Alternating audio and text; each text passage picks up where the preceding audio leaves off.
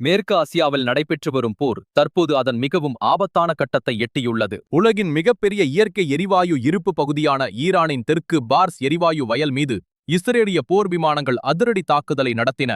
இந்த எரிவாயு இருப்பு பகுதியை ஈரான் மற்றும் கத்தார் ஆகிய இரு நாடுகளும் பகிர்ந்து கொள்கின்றன என்பது குறிப்பிடத்தக்கது. இதற்கு பதிலடியாக கத்தாரில் உள்ள ராஸ் லஃபான் தொழில் நகரத்தின் மீது ஈரான் ஏவுகணைகளை வீசி தாக்கியது. இது உலகிலேயே மிக முக்கியமான திரவ இயற்கை எரிவாயு பதப்படுத்தும் மையங்களில் ஒன்றாகும். ஈரானின் இந்த தாக்குதலால் அங்கு மிகப்பெரிய அளவில் சேதம் ஏற்பட்டுள்ளது. இது மட்டுமல்லாமல் சவுதி அரேபியாவில் உள்ள 2 எண்ணெய் சுத்திகரிப்பு நிலையங்கள் மீது ஈரான் தாக்குதல் நடத்தியுள்ளதுடன் சவுதி அரேபியா, ஐக்கிய அரபு அமீரகம் மற்றும் கத்தார் ஆகிய நாடுகளில் உள்ள மேலும் 5 எரிசக்தி நிலையங்களை குறிவைத்து தாக்கப்போவதாகவும் எச்சரிக்கை விடுத்துள்ளது. இதன் விளைவாக உலகச் சந்தையில் கச்சா எண்ணெய் விலை ஒரு பேரல் $107 தாண்டியுள்ளது. ஈரானை பலவீனப்படுத்த தொடங்கப்பட்ட இந்த போர் தற்போது ஒட்டுமொத்த வளைகுடா பிராந்தியத்தின் எரிசக்தி கட்டமைப்பையே தீக்கிரையாக்கி வருகிறது. இந்த மோதலில் மிகவும் அதிர்ச்சியூட்டும் விஷயம் என்னவென்றால் அமெரிக்காவிற்கும் அதன் நெருங்கிய கூட்டாளிகளுக்கும் இடையே ஏற்பட்டுள்ள நம்பிக்கையற்ற சூழலாகும். தெற்கு பார்ஸ் எரிவாயு வயல் மீது இஸ்ரேல் நடத்திய தாக்குதல் பற்றி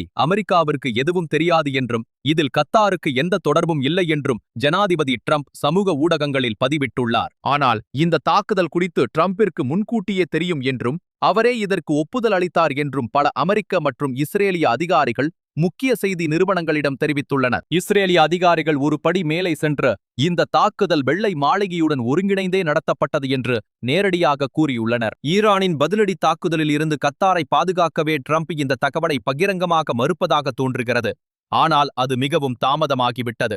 சில மணி நேரங்களிலேயே கத்தார் மீது ஈரான் தாக்குதல் நடத்தியது. இதற்கு பதிலடியாக கத்தார் தனது நாட்டில் இருந்த 2 உயர் ஈரானிய அதிகாரிகளை வெளியேற்றியுள்ளது. அதே சமயம் இஸ்ரேலின் இந்த ஆபத்தான நடவடிக்கையையும் கத்தார் கடுமையாக கண்டித்துள்ளது. தனது எரிவாயு வயல் மீதான தாக்குதலுக்கு ஒப்புதல் அளித்த ஒரு கூட்டாளிக்கும் அதற்கு பதிலடியாக தனது முக்கிய எரிசக்தி நிலையத்தை தாக்கிய ஒரு எதிரிக்கும் இடையில் கத்தார் தற்போது சிக்கித் தவிக்கிறது. இதற்கிடையில் ட்ரம்ப் ஒரு அசாதாரணமான மிரட்டலை விடுத்துள்ளார். கத்தாரின் எரிவாயு நிலையங்கள் மீது ஈரான் மீண்டும் தாக்குதல் நடத்தினால் தெற்கு பார்ஸ் எரிவாயு வயல் முழுவதையும் ஈரான் இதுவரை கண்டிராத மிகப்பெரிய வலிமையுடன் அமெரிக்கா தரைமட்டமாக்கும் என்று அவர் கூறியுள்ளார். இந்த மிரட்டல் நெருக்கடியின் தீவிரத்தை வெளிப்படுத்துகிறது. தெற்கு பார்ஸ் பகுதியை அழிப்பது ஈரானை மட்டும் பாதிக்காது, அதனுடன் இணைந்துள்ள கத்தாரின் வடக்கு எரிவாயு வயல் பகுதியையும் சேர்த்து அழித்துவிடும். இது ஆசிய பொருளாதாரங்களின் பெரும்பகுதிக்கு தேவையான எரிசக்தி விநியோகத்தையே ஒட்டுமொத்தமாக துண்டித்துவிடும். ஜப்பான், தென்கொரியா, இந்தியா மற்றும் சீனா ஆகிய நாடுகள் கத்தாரின் எரிவாயுவை பெருமளவில் நம்பியுள்ளன. பொதுமக்கள் பயன்பாட்டிற்கான எரிசக்தி கட்டமைப்புகள் மீது நடத்தப்படும் தாக்குதல்களை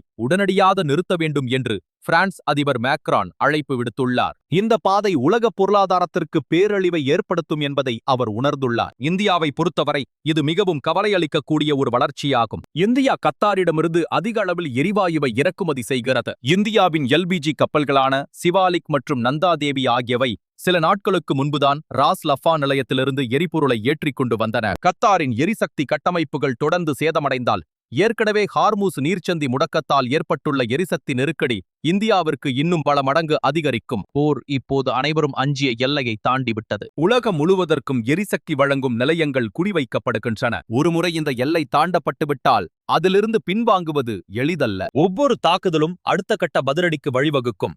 இதில் போர் செய்யாத மற்றும் போரை கட்டுப்படுத்த முடியாத இந்தியாவை போன்ற நாடுகளே மிகப்பெரிய விலையை கொடுக்க வேண்டியிருக்கும்.